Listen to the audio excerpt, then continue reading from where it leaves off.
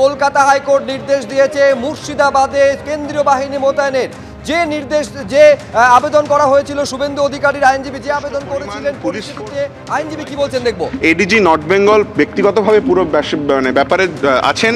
ADG law and order পুরো সিচুয়েশনটাকে নজর রাখছেন। ডিজি যে কোনো সময় পৌঁছে যাবেন ঘটনাস্থলে। মুর্শিদাবাদের বাইরে তারা এমন অনেক অভিযোগ করেছেন যে বিভিন্ন জায়গায় নাকি অশান্তি হচ্ছে, কিন্তু সেরকম কোনো ঘটনা আমাদের রেকর্ডসেও নেই এবং তারা কোর্টেও দেখাতে পারেননি। সেই জন্য কোর্ট তাদেরকে বলেছে তাদের যদি অন্য কোনো ডিস্ট্রিক্টে কোনো বক্তব্য থাকে তারা যেন হলফনামা দিয়ে সেটা জানায়। At the same point of time আমরা রাজ্য সরকারের পক্ষ থেকে অলরেডি বিএসএফকে রিকোয়েস্ট করা হয়েছিল আমাদের অ্যাসিস্ট করার জন্য, এবং সেই রিকোয়েস্টে বিএসএফ সাড়া দিয়ে 6 কোম্পানি ফোর্স পাঠিয়েছে, সেটা তারা আমাদেরকে অ্যাসিস্ট করছে। এই ক্ষেত্রেও আমরা যে সেন্ট্রাল ফোর্স যারা থাকবে তারা রাজ্য সরকারের কোঅপারেশনে আমাদের রাজ্য সরকারকে সাহায্য করবে যাতে নাকি ল অ্যান্ড অর্ডার মেনটেন থাকে।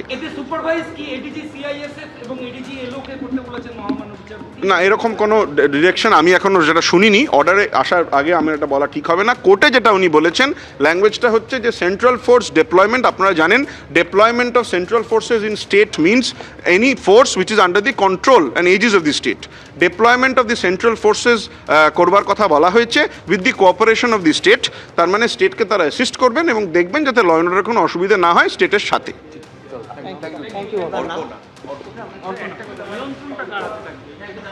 আমি আবার রিপিট করছি, রাজ্য সরকারের পরে বলেছেন মহামান্য আদালত, তারা বলেছেন যে central forces shall be deployed with the cooperation of the state government. আপনারা ডেপ্লয়মেন্ট মানে বোঝেন, ডেপ্লয়মেন্ট মানে হচ্ছে স্টেট গভর্নমেন্টের কন্ট্রোলে সেন্ট্রাল ফোর্সেসের ডেপ্লয়মেন্ট, এবং সেই ডেপ্লয়মেন্ট আমাদের কোঅপারেশনে করতে হবে যাতে নাকি লস অফ লাইফ না হয় এবং লস অফ প্রপার্টি না হয়, একটা স্টেবিলিটি থাকে। কত কোম্পানি বাহিনী থাকবে কিছু সেরকম কোনো স্পেসিফিক ঘোষণায় তো বলেননি, এবারে বাকিটা আমাদের দেখতে হবে অর্ডার আসার পর।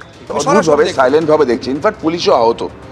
মুর্শিদাবাদ জেলায় গতকাল থেকে যে ভিডিওগুলো আসছে সেগুলো অত্যন্ত দুর্ভাগ্যজনক। আমাদের কাছে কোনো অপশন ছিল না আজকে হাইকোর্টে আসা ছাড়া। আমরা হাইকোর্টে এসেছি, হাইকোর্টে একটা মামলা ফাইল হয়েছিল, মাননীয় প্রধান বিচারপতির কাছে একটা চিঠি দেওয়া হয়েছিল, তিনি সেটা অ্যাকসেপ্ট করেছেন, করে স্পেশাল বেঞ্চ অ্যাসাইন করেছিলেন। স্পেশাল বেঞ্চে মামলাটা আজকে শুনানি হলো, আপনারা সবাই ছিলেন সেখানে।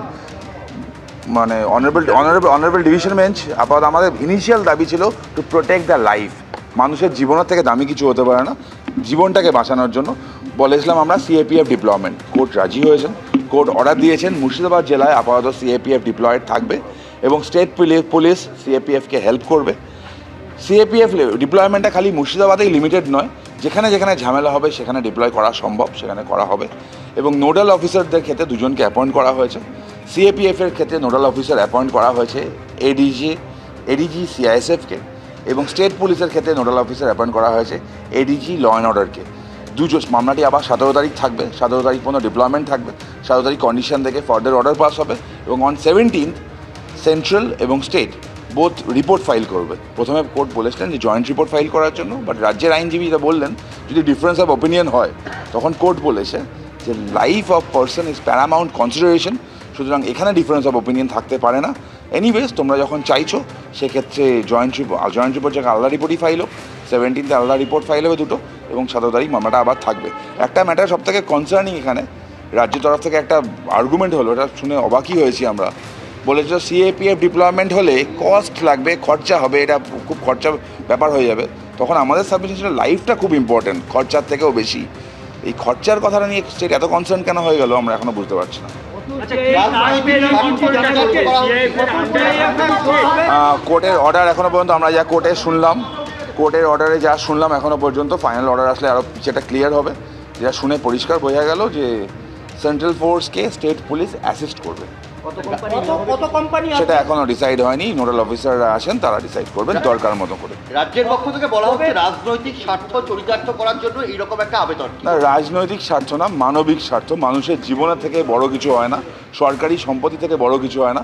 পুলিশ অফিসাররা পর্যন্ত মার খাচ্ছে, পুলিশের সম্পত্তি নষ্ট হচ্ছে, এবং সেটা দেখেছি। রাজনৈতিক স্বার্থ তো আমি সেই ব্যক্তিকে খুঁজছি যিনি বলেছিল যে পুলিশের গাড়ি জ্বলার পর ঠিক নাকি এইখানটায় গুলি করতে হবে। সেই ব্যক্তিটা কোথায়? আজকে কি তিনি বলছেন এইখানটা গুলি করতে হবে? বলছেন না তো। পুলিশরা আজকে আক্রান্ত, পুলিশের গাড়ি নষ্ট হচ্ছে, সাধারণ মানুষের বাড়ি ভাঙা হচ্ছে, সাধারণ মানুষের গাড়ি ভাঙা হচ্ছে, সাধারণ মানুষের ওপর টর্চার করা হচ্ছে। স্পেসিফিক্যালি সাধারণ মানুষ না, হিন্দুদের ওপর টর্চার করা হচ্ছে। এই মামলাটা করতে আমরা বাধ্য করেছিলাম, অপশন ছিল না কোনো। কল্যাণ বন্দ্যোপাধ্যায় আপনাকে একজন পলিটিক্যাল ম্যান হিসেবে মেনশন করেছে ওনার হিয়ারিং। দেখুন এখন মোটামুটি 7টা বাজে, কল্যাণ বন্দ্যোপাধ্যায় কী বলেছে আমি ঠিক চিন্তিত নই, পরে দিনের বেলা কথা বলে বলবো, উত্তর দেবো। অ্যাজ সুন অ্যাজ পসিবল, আমার তো মনে হয় ইমিডিয়েটলি করা উচিত। আমি আবার বলছি, লাইফ হচ্ছে প্যারামাউন্ট কনসিডারেশন। অর্ডারটা যখন পাস হবে, আমরা ইমিডিয়েটলি সেটাকে কমিউনিকেট করবো এবং সঙ্গে সঙ্গে আশা করি ফোর্স ডিপ্লয় হবে।